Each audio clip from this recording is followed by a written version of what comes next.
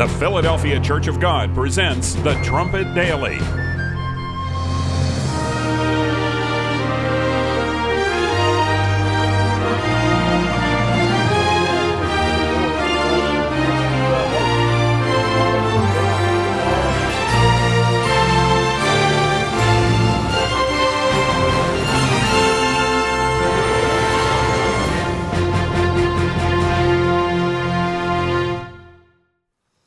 In the much publicized budget battle in Washington over the past 3 weeks, Republicans, if you read a few of the headlines, you probably know some of these details.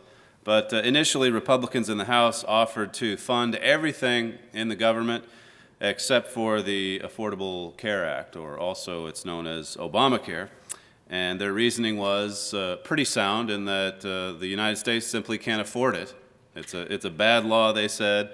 But it's also a matter of adding trillions of dollars to an already bloated budget that's just out of control. But the president wouldn't negotiate, and the Democrats over in the Senate rejected that bill. So then the Republicans in the House came forward and offered to fully fund the government and to delay Obamacare for a year, to push it back for a year, like many of the big businesses have had.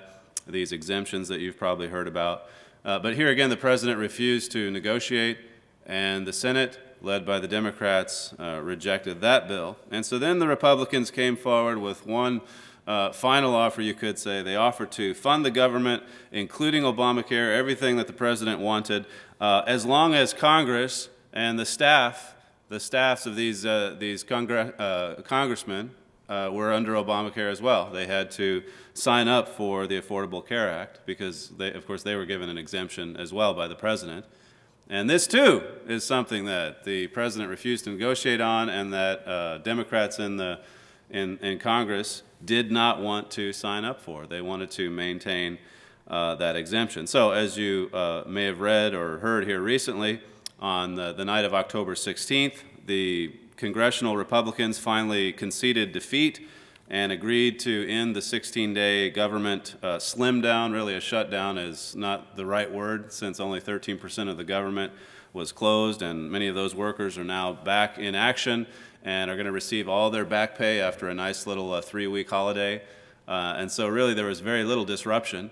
However, there were plenty of alarmists in the media that, of course, talked about the crisis of this so-called shutdown. In any event, it ended after 16 days. The debt ceiling was raised. The federal government can continue to borrow these astronomical sums of money to pay all these debts that were accumulating, at least for a short time longer, before everything collapses. This is how the Associated Press described the deal.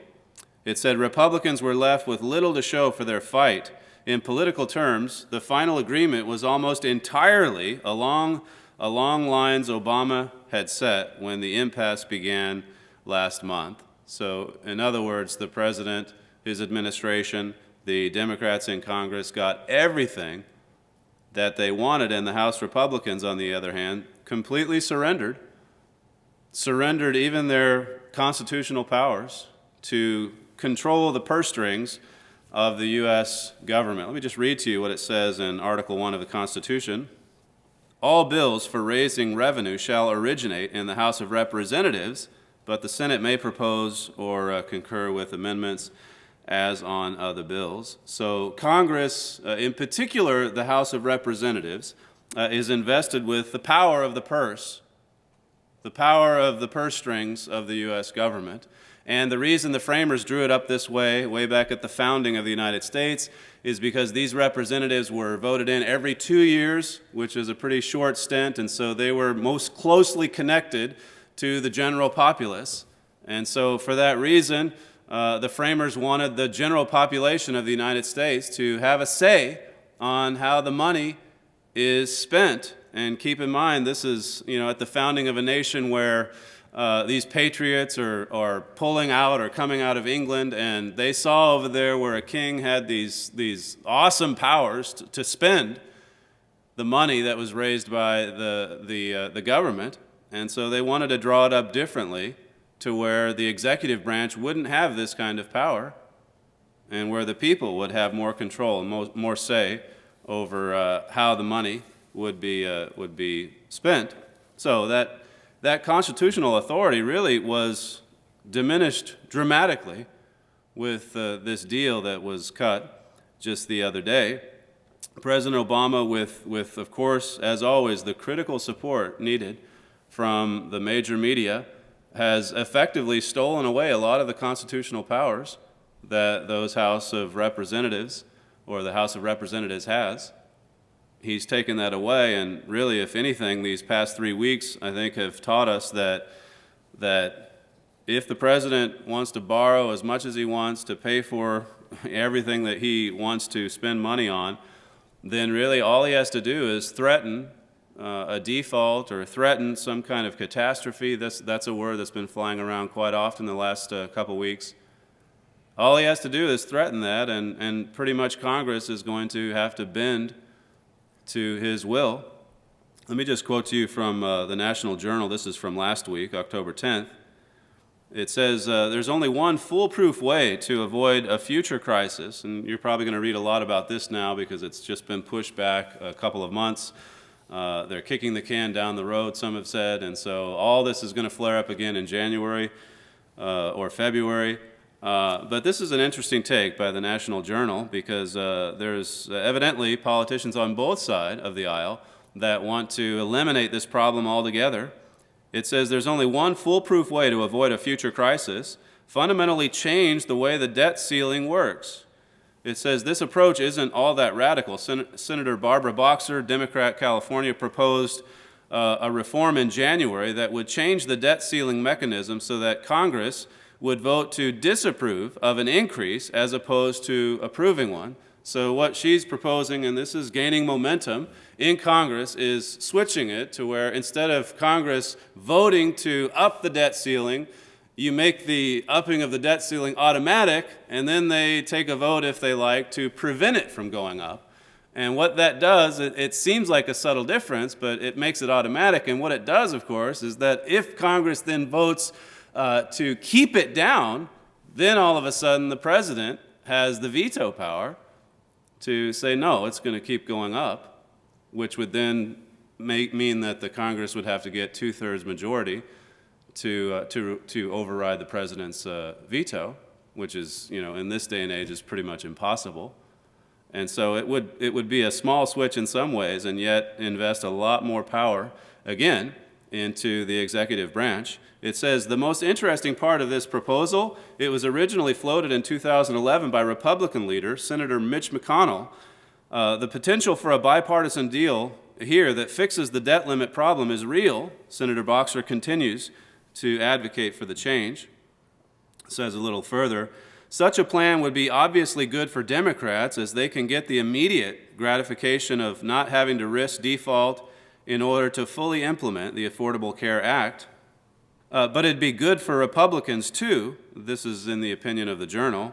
It would be good for Republicans, too, who could not only avoid the stigma of blame for a default, which they obviously got over these last 3 weeks, but also presumably reap the ruling party rewards in future Congresses and presidencies. It would also put an immediate political target on President Obama and Democrats by association for being the sole entity responsible for raising the debt limit by over $1 trillion. It says that opportunity has got to sound pretty good to Republicans ahead of 2014. So it's interesting, really, to follow this strategy, which many Republicans nowadays are on board with. The strategy being that let's just concede and concede and concede, and then hopefully once we're finally voted back in, then we can begin to turn things around. That's what they think. That's become really the lead strategy among Republicans. Instead of standing firm and fighting against what's happening in the nation, it's to continually backpedal and give up ground in the hope. And what a false hope it is, in the hope that maybe, just maybe, they'll get a bigger victory down the road. It's incredible, really, how many subscribe to this instead of standing firm. We'll show them later. We'll show them in 2014. or we'll show them when we finally get a Republican back in the White House. Notice this report on that Senate compromise the other night, as reported by a radio station out of Louisville. It said a proposal to end the government shutdown and avoid default, orchestrated by Republican leader Mitch McConnell and Democratic leader Harry Reid, includes a nearly $3 billion earmark for a Kentucky project. Now that's significant because the Republican who orchestrated the compromise, Mitch McConnell, is from Kentucky. Imagine that. They strike a deal, the threat of default is over, the debt ceiling is up, and along the way there's this nice juicy little earmark that's added to the agreement, which sends a couple $2 billion to Kentucky for a project that he wants to get moving for his constituents. And this is a Republican. This is one who's supposedly for fiscal responsibility, who's supposedly trying to curtail the out-of-control spending. It shows you how that the problems now, I mean, they cross both aisles. And really, if these last 3 weeks have told us anything, it's that the few people, there's just a handful, that have stood up and said, we can't keep spending, we have to stop it. Those people have been made out to be crazy. They've just been made to look like fools, extremists, in just about every respect.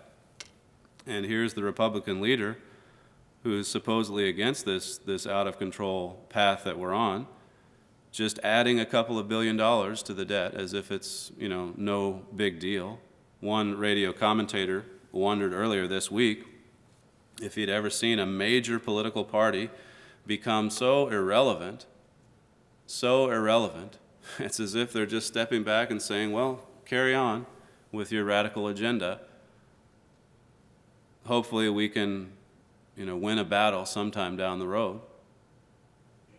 They've just become irrelevant. It's unbelievable, really, what's happening in America. Here we have a $17 trillion national debt. We've got another $100 trillion of unfunded liabilities that we've committed to welfare programs. We don't have the money for it. We're paying about $20 billion per month just on interest on loans that we continue to expand, loans that we continue to seek to pay for all this. We've been told that raising the debt ceiling is the responsible thing to do, and that by upping the debt limit, it doesn't add a dime to the debt. And yet, even as they strike a compromise, which is not even a compromise, it's more of a surrender, even Republicans are quite happy to, hop on the gravy train and add another couple billion for their constituency back home. Let's look at Daniel 11. Daniel 11. Since May the 17th, I mentioned this in a forum, I think a month or two ago, but since May the 17th, the U.S. Treasury has claimed that the federal debt has been frozen at $16.699 trillion. It's just a hair underneath the debt limit, or the limit that's been there over the last 3 months. Or no, I guess it's 5 months now. And so they've used all these tricks, every trick in the book, to magically keep the debt underneath that debt ceiling. And of course, in recent weeks, though, we've been told that October 17th would be the drop-dead day. I mean, that's the day that if the president didn't get all of his demands, then we'd go into default. There would be these catastrophes, financially, economically. And in a lot of ways, the crisis was manufactured by the White House with the unwavering support, once again, from the major media. And it was manufactured in order to shift more of the power of the purse from the House of Representatives to the White House. And the other thing about this manufactured crisis is it really obscures the real crisis in Washington, which is that, this is much worse than not being able to make a payment to China for a month. This is bankruptcy that we're talking about. Here we are about to go belly up, and you have politicians in Washington raiding the Treasury as Rome burns, so to speak. And the only crisis really that the media can see right in front of its face is, well, what if we miss a payment? If they only knew how bad it really is. Some of them do. They just don't want to report it. Daniel 11 and verse 21, it says, "And in his estate shall stand up a vile person to whom they shall not give the honor of the kingdom, but he shall come in peaceably and obtain the kingdom by flatteries." So this is referring to Antiochus Epiphanes, who came to power in the 2nd century BC through deceit and flatteries. He pretended to be someone that he really wasn't. It was all a gigantic fraud, and then when he gained control of the levers of power, he went on a destructive rampage through Jerusalem and the surrounding areas, desecrating the Jews' temple, even killing the high priest. This is Werner Keller's quote from the Bible as history. It says, "Throughout the turbulent changes of its past history, Israel has been spared none of the horror and ignominy which could befall a nation, but never before, neither under the Assyrians nor under the Babylonians, had it received such a blow as the edict issued by Antiochus Epiphanes, by which he hoped to crush and destroy the faith of Israel." That spirit, of course, was coming from another being in the spirit realm, the spirit that sets out to crush the faith of a people, to destroy their dignity, their religion, their way of life, their heritage. That's what he set out to do. Back up to Daniel 8, chapter 8 and verse 17. It says, "So he came near where I stood, and when he came, I was afraid and fell upon my face. But he said unto me, Understand, O Son of Man, for at the time of the end shall be the vision." It's for the time of the end. The last part of that verse in the Revised Standard is translated, "Understand, O Son of Man, the vision is for the time of the end." It's for today, in other words. Verse 26, a little further, it says, "And the vision of the evening and the morning which was told is true. Wherefore shut you up the vision, for it shall be for many days." A little bit obscure there in the King James. Again, Moffatt says it relates to the far future.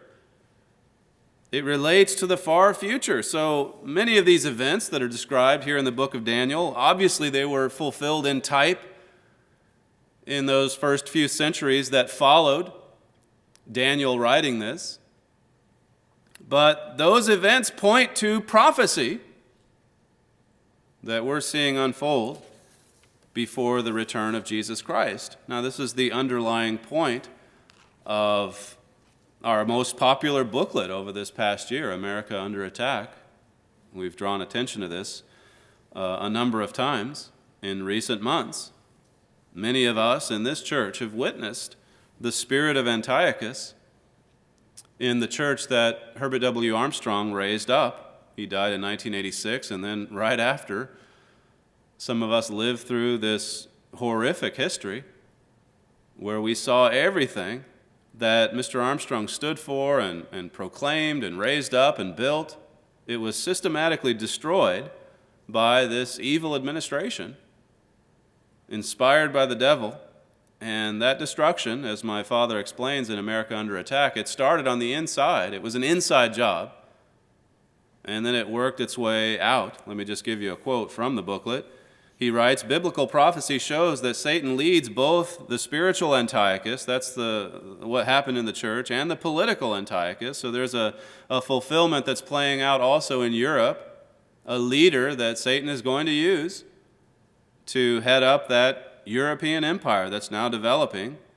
And then he says, is it possible that he uses the same strategy to weaken physical Israel in between those two attacks? In other words, the nations of Israel today, the lead one being the United States. Satan is working to bring this nation down. And how does he work? How did he do it in the church? How does he do it elsewhere? He writes, does he have another Antiochus who undermines the nations of Israel and prepares them for their destruction by the Holy Roman Empire? He says, the highest office in the world's number one superpower, which happens to be a descendant of ancient Israel, would have to be a big target for Satan, wouldn't you think? He says, I'm certain of it. Of course we're a target. This is the spiritual dimension that every commentator is missing. Some of them have some sound statements, about the Constitution and how lawless we've become and how the framers decided it should be this way and for this reason. All of that's interesting and fascinating history. But what they don't see is the spiritual dimension here, the spiritual destruction that's going on. Back to Daniel 11, look at verse 22. I'll read this from Moffatt. It says, the opposing forces shall be swept before him and shattered, and so shall God's high priest. So this Antiochus, in history, he just came in and shattered all the opposing powers and forces. Nobody could stand against him. No one could stand up to this evil force. They just backed away. And all this is a type of the affliction that's coming upon our nations. As Daniel said, it's for the end time. Verse 30, it says, for the ships of Chittim shall come against him. Therefore he shall be grieved and return and have indignation against the holy covenant. So shall he do. He shall even return and have intelligence with them that forsook the holy covenant. So, Antiochus, he didn't just come back to destroy the temple in the case of that history in the 2nd century BC. He cut a deal with those on the inside. It was, as I said a moment ago, an inside job. The scripture says he had intelligence with them. And that's what you see going on right now with all these back channel deals. And all these liberal Republicans who've just caved in and have said, well, if they're raiding the treasury, we might as well dip in as well. Everyone's caved in, as we've noted before. It's astonishing how few there are who will stand up and say that's enough. It's the equivalent of the banker. If you're just in punishing debt, and the banker says to you, that's it, you can't extend your credit anymore, you've got to start paying your bills. Well, we could make the banker out to be this evil tyrant if we want to, but the reality is the problem is with the people that are just spending and spending and spending. And then you have a few, just a precious few, that stand up and say, like a banker would, that's it, the line of credit is over. And they're just treated as if they're coming from another planet or something. Verse 31 says, Antiochus was deceitful in how he worked with those on the inside. So here again, as I said, it's this rotten destruction that starts on the inside and works its way out. And you see that same, just like America Under Attack says, you see the same destructive spirit of Antiochus in Washington today. And it's spreading, this abomination. It's spreading throughout Washington into both parties with, as I say, both parties lining their pockets or the pockets of special interest groups. And meanwhile, the nation as a whole teeters on the brink of total collapse, bankruptcy, and ruin.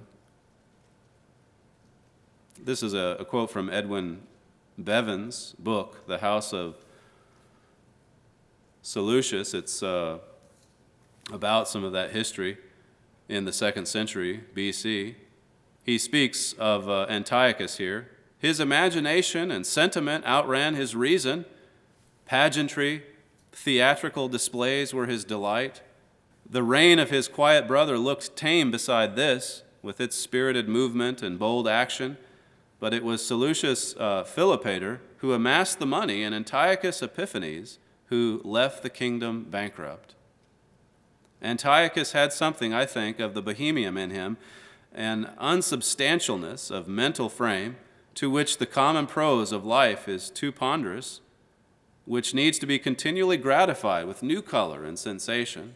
He says finally, while therefore he loved the splendor of royalty, its gold and purple, its fanfares and grandiloquent titles, the restrained and solemnity of court etiquette he found intolerable boredom.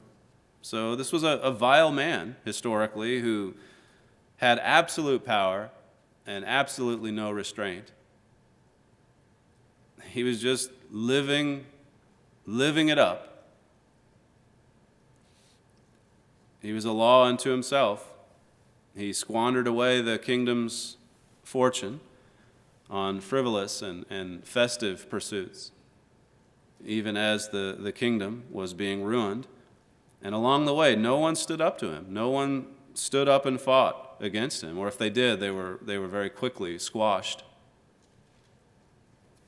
Daniel 8, we'll just conclude back over here. How could this happen?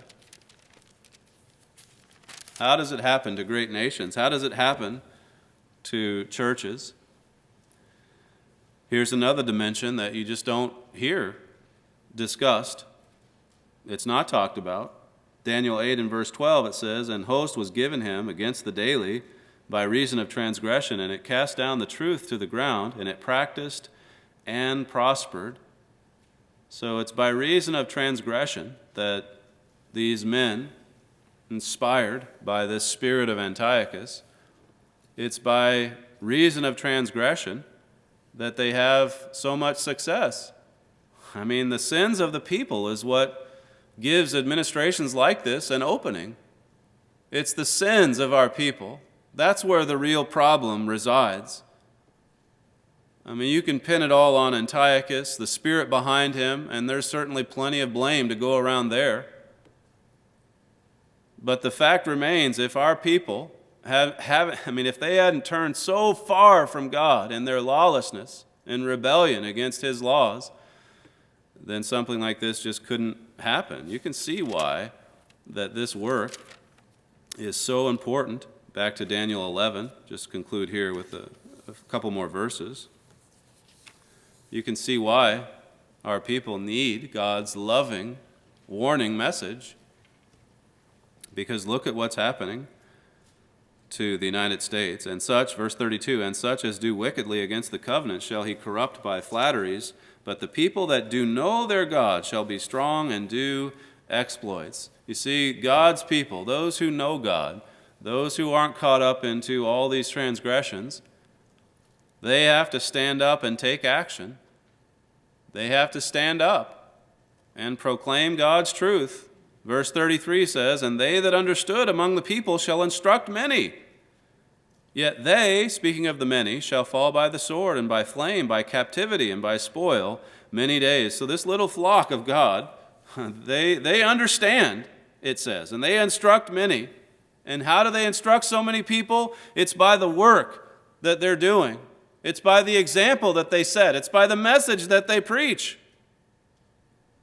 We instruct so many by the work that we do. That's why this work is so critically important, because you don't hear the truth. Today, it's been buried. Most people, of course, even with the truth that this church is proclaiming, we know they're not going to respond, at least not before Jesus Christ's return. But that still can't stop us from fulfilling the mission that God's given us to do, to proclaim the truth about what's coming.